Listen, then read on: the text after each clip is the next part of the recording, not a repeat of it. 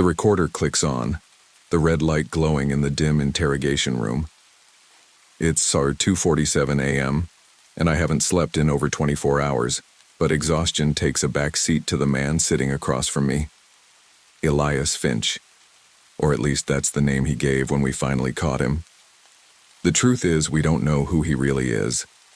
No fingerprints in the system, no past addresses, no records of employment.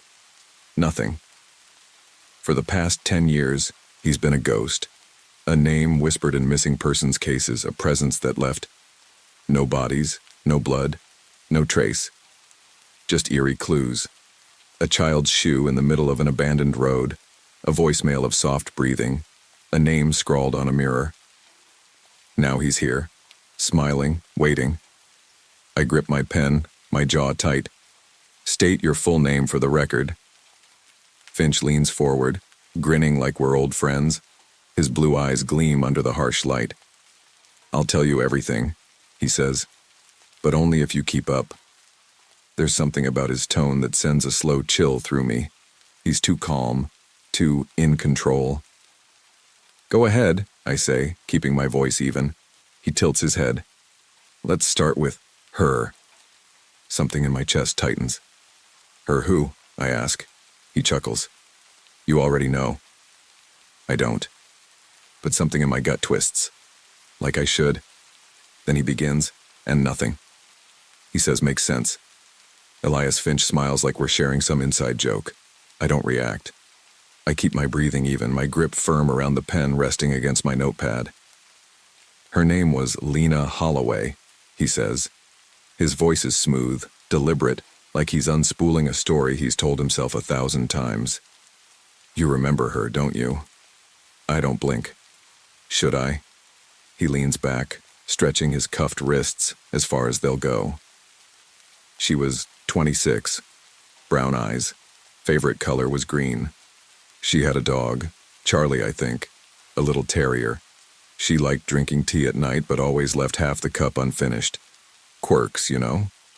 I write nothing down, because Lena Holloway isn't in our case files.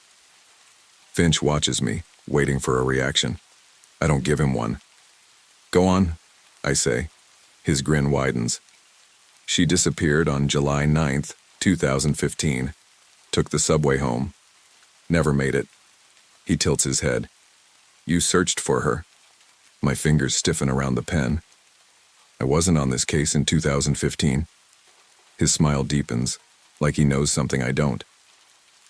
Ah, he exhales. Maybe you don't remember. The room feels smaller, colder. The clock on the wall ticks too loudly. I press forward. What happened to her? Finch's gaze flickers with something unreadable. Then he says, I strangled her, right there in her apartment. She fought, but not much.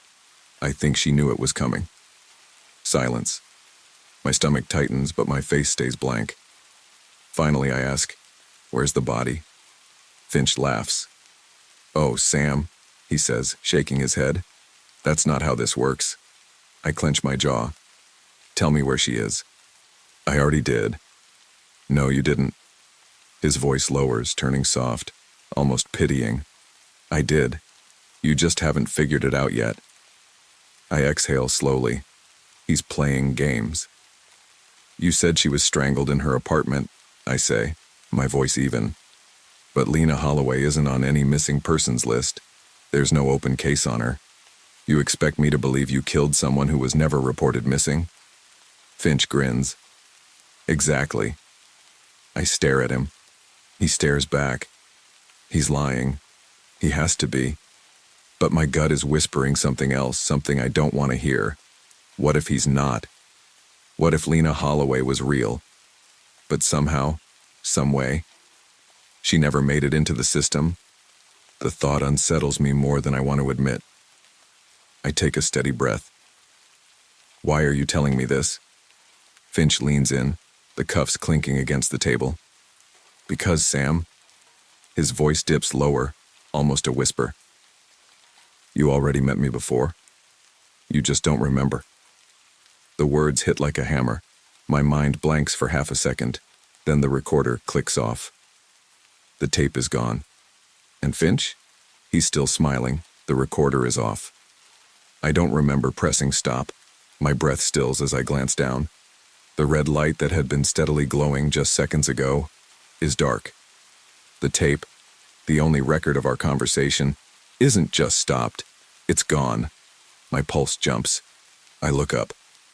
Finch is smiling, calm, amused, like he was expecting this. My chair scrapes against the floor as I stand abruptly, knocking over my notepad. Where is it? Finch tilts his head. Where's what? The tape, Finch. My voice is sharp, but my hands are steady. What the hell did you do? His smile lingers, but he doesn't answer. I scan the table, the floor, even my own pockets. Nothing. The recorder is right there, still in the same place I set it, but the tape is just missing dot. I turn toward the one-way mirror. Someone has to be watching. I raise a hand, motioning toward the glass. We have a situation in here. No response. I move to the door. Locked. A slow chill creeps down my spine. It shouldn't be locked. Not from the inside. My heartbeat quickens.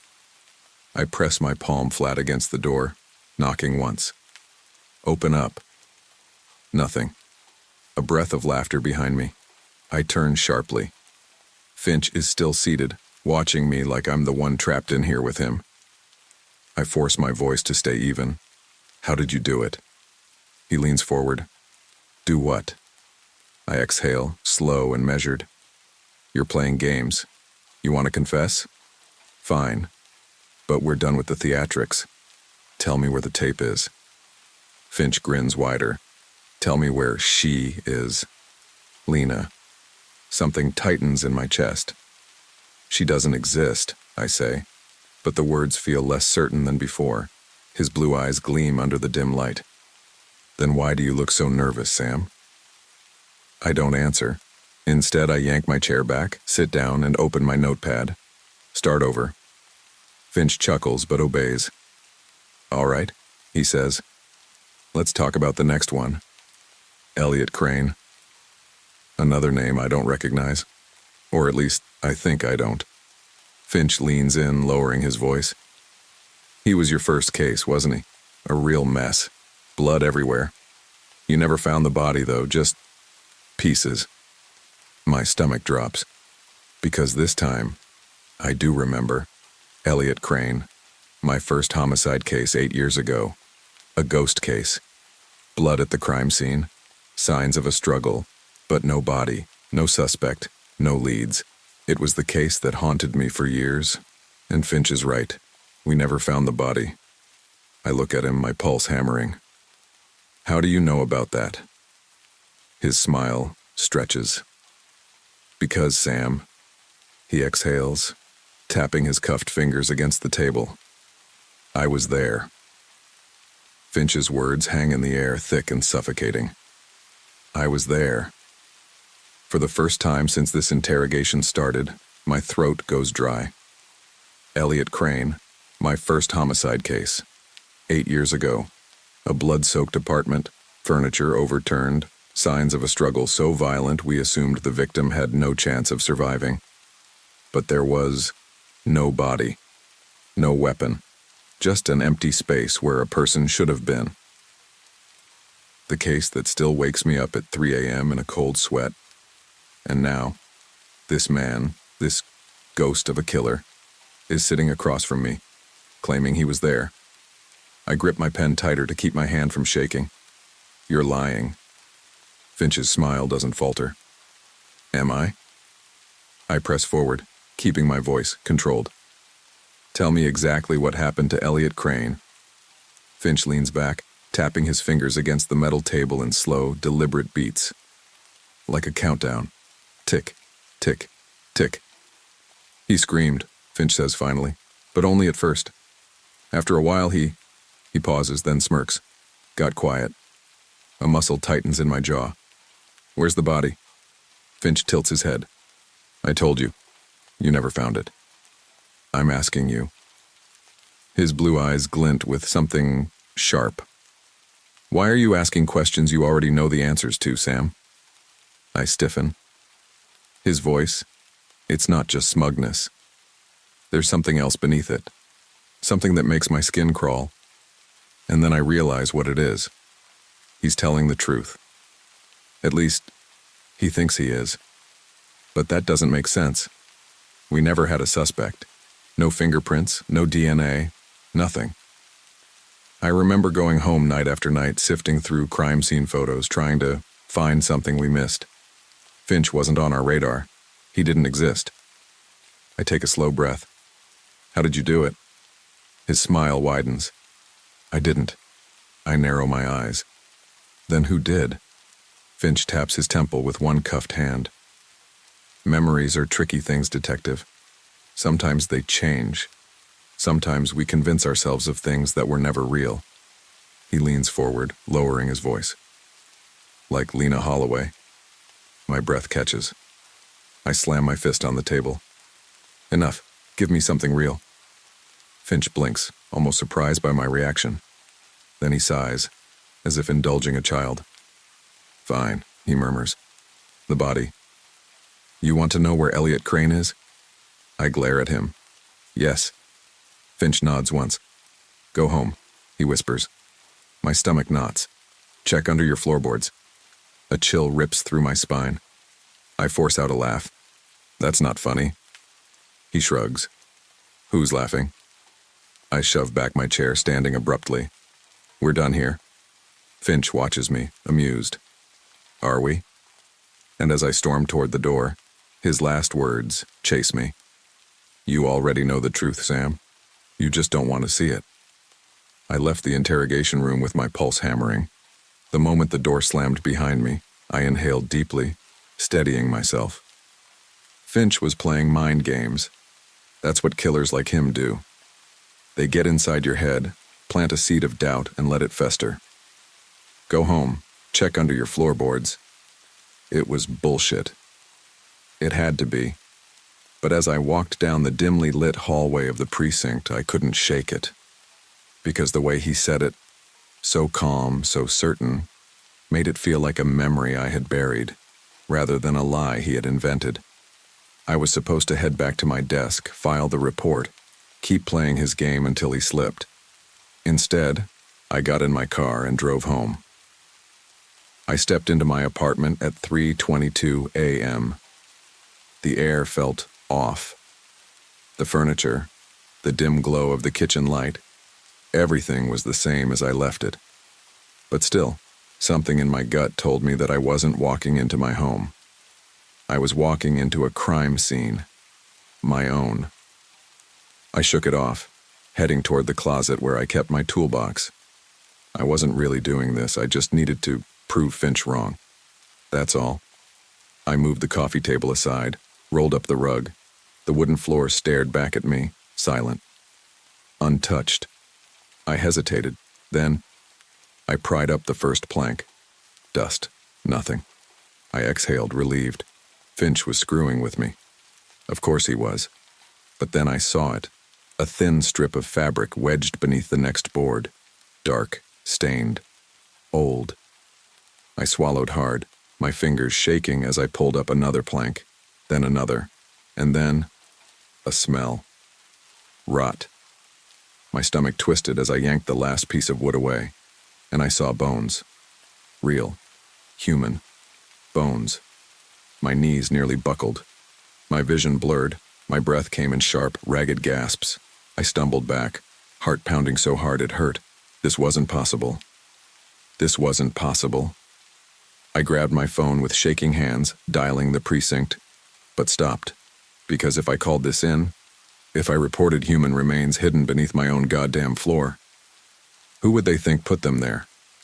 Who would I think put them there? A cold sweat broke across my skin. Finch's words echoed in my skull. You already know the truth, Sam. Number. This wasn't real, but I couldn't deny the evidence in front of me. Buried in my apartment. I slowly backed away, the phone slipping from my fingers. I had spent my career chasing monsters. Now I had to ask myself a question I never wanted to ask. Had I been chasing the wrong one? Or had I been one of them all along? My hands wouldn't stop shaking.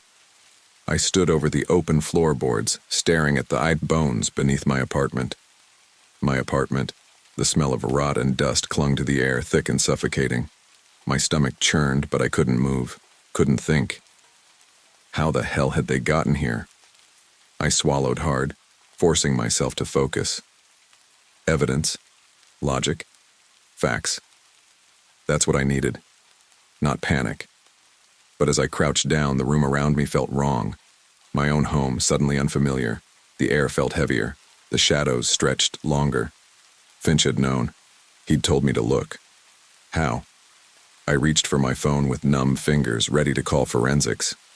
I needed an ID on these remains, needed someone else to tell me what I was seeing. But then my thumb hovered over the call button. Because there was one question I hadn't asked myself yet. One I was afraid to ask. What if I already know who they are? A wave of dizziness washed over me.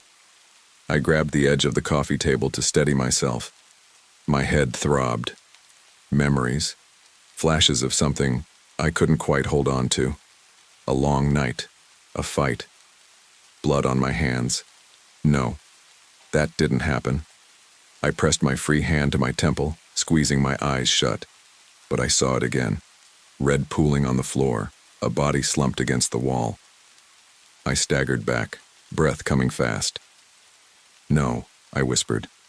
That's not real. But what if it was? My hands were sweating, my shirt clung to me damp with cold sweat. How much did I really remember? 8 years ago, my first case, Elliot Crane. The case that never had a body. Had I stopped the thought before it could form. Because if I let it in, even for a second, I wouldn't be able to take it back. I forced a slow breath, grounding myself. Focus. Think. Finch wanted me to doubt myself.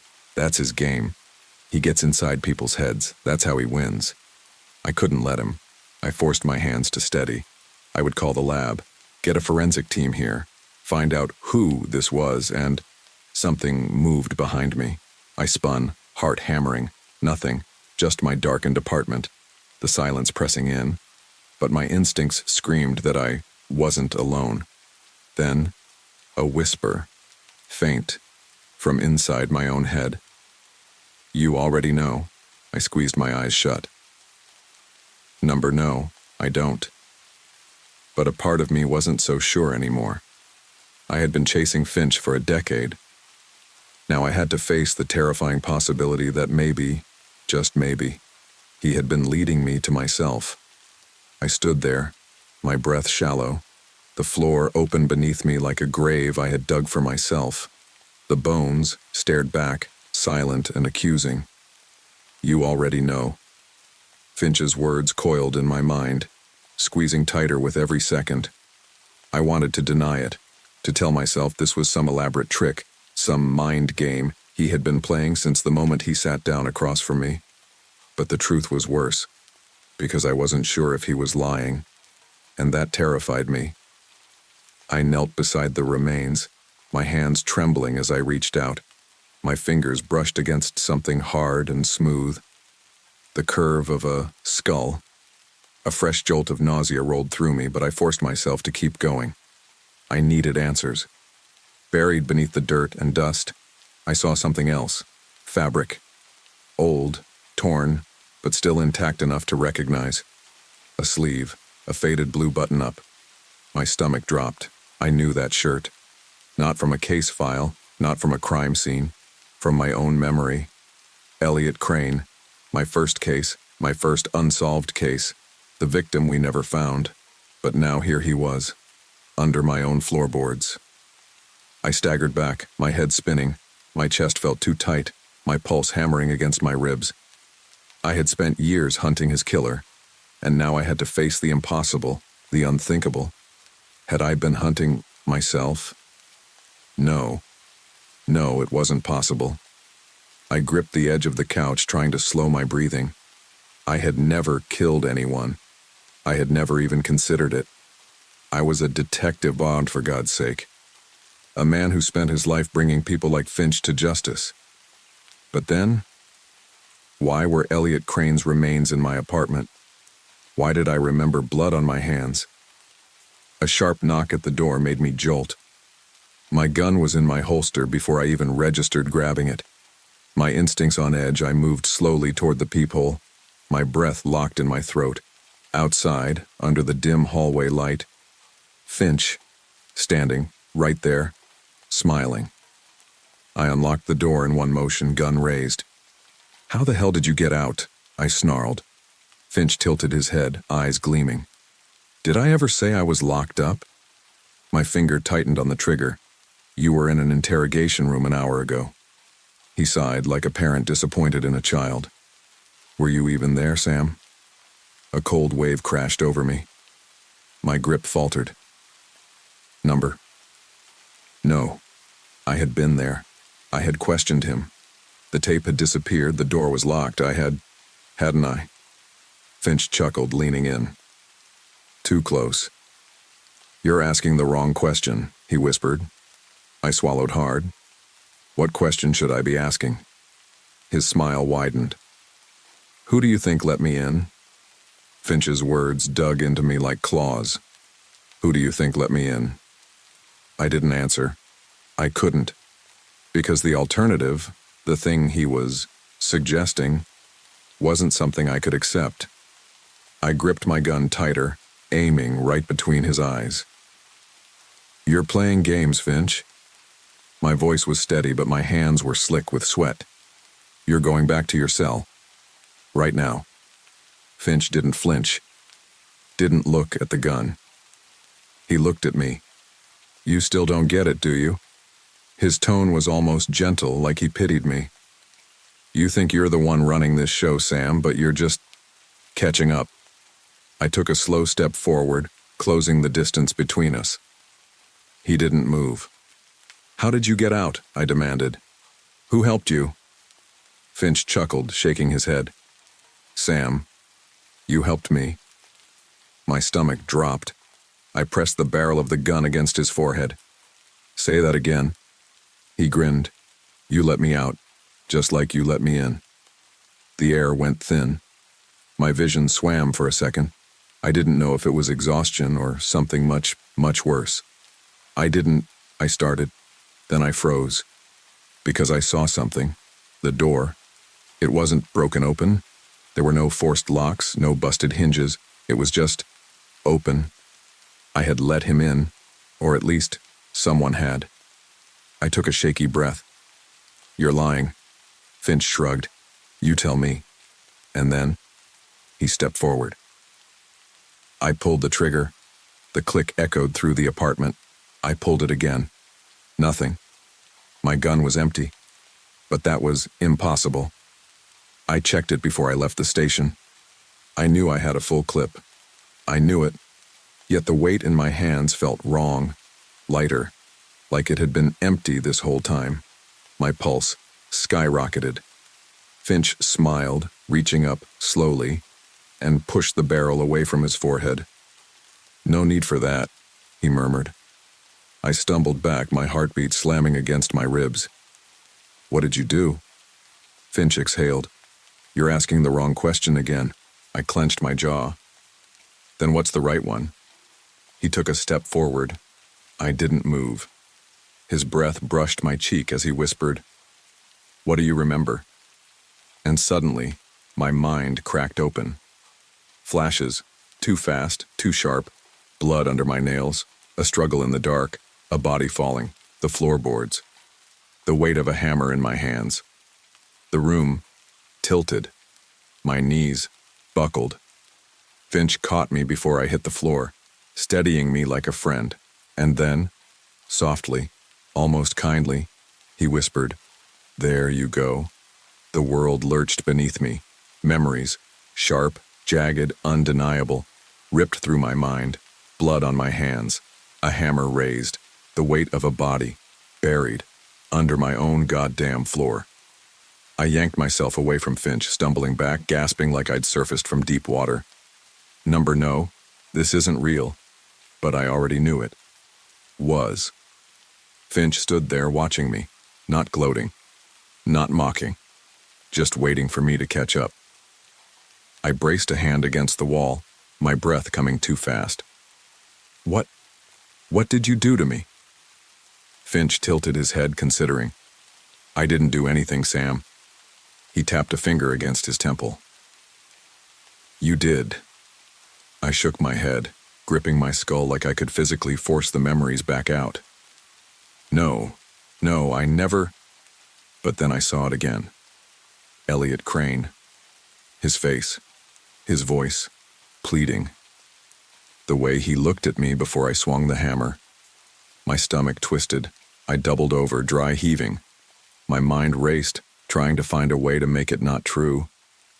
But there was nothing, because I remembered everything. 8 years ago, Elliot Crane had been my first case, but he hadn't been my victim. Not at first. He had been my suspect, a serial predator, a monster. He had walked free because of lack of evidence. I had known what he was, what he'd done, and what he would keep doing. And so, one night, I had followed him. I had knocked on his door, told him we needed to talk. And then, I had become the monster instead. I could still feel the hammer in my grip, the wet crack of bone, the way the fight left his body piece by piece. I had killed him, I had buried him, and then I had erased it. Finch's voice cut through the fog. Tell me, Sam, when did you start forgetting? I gasped, pressing my back against the wall like I could sink into it. My vision swam. When had I started forgetting? How long had my own mind been working against me, hiding what I'd done? The missing time, the gaps, the cases that felt too personal, too close. I had spent my life hunting monsters. All this time I had been one of them.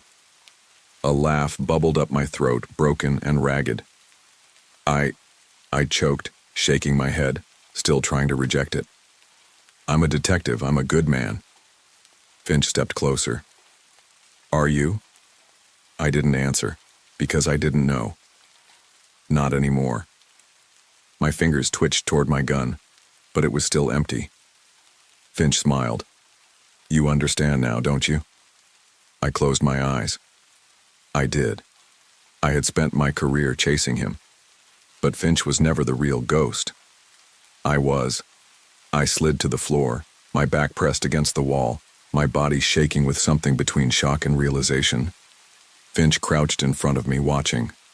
Calm, patient, like he knew exactly how this would end, like he'd been here before. I remember, I whispered. The words tasted like metal in my mouth. God help me, I remember. Finch smiled, almost gentle. There you go. A deep, shuddering breath clawed its way up my throat. I killed Elliot Crane. I buried him under my own floorboards. And then, I erased it. Not the evidence. The memory. I had built an entire life on a lie. I had spent years chasing ghosts, convinced Finch was my ultimate case, when the real monster was the one looking back at me in the mirror. Finch sighed, tilting his head. So what now, detective? I blinked up at him. What do you mean? My own voice felt distant, hollow. Finch chuckled, shaking his head. Come on, Sam. You're the one who solves crimes. You tell me. I stared at him, and the realization sank in like a weight on my chest. There were only two endings to this story. Either I turned myself in, threw myself to the wolves, or I let the lie keep living. I looked toward the open floorboards, the skull staring back, Elliot's bones. Proof. I could still cover it back up. Call this in as Finch's crime. Spin the story. Maybe I could still fix this. But Finch was watching me too closely. He knew what I was thinking. He leaned in, whispering, Are you really gonna let them take you down? You did what needed to be done, Sam. You did what the system couldn't. My stomach twisted. because I wanted to believe that. I wanted to believe that Elliot Crane had deserved it, that I had done the right thing. But that was the same bullshit excuse every killer told themselves. Wasn't it? I squeezed my eyes shut. You set me up. My voice cracked. You brought me here. Made me remember. Finch grinned. No, Sam. You brought yourself here. The air pressed around me, thick and suffocating, and I made my choice. I reached for my phone, but not to hide the truth. I called the station. Carter? Dispatch sounded groggy. It's nearly 4 a.m. What's... Send a team, I said. My apartment. Now. I could almost hear the confusion on the other end. What's going on? I met Finch's eyes. His smile didn't falter, but there was something else in it now. Satisfaction. I have a confession, I whispered. I let the phone drop from my hand. Sirens would be on their way soon. Finch exhaled. Well, detective, looks like you finally solved your case. And for the first time in my life, I knew exactly what I was.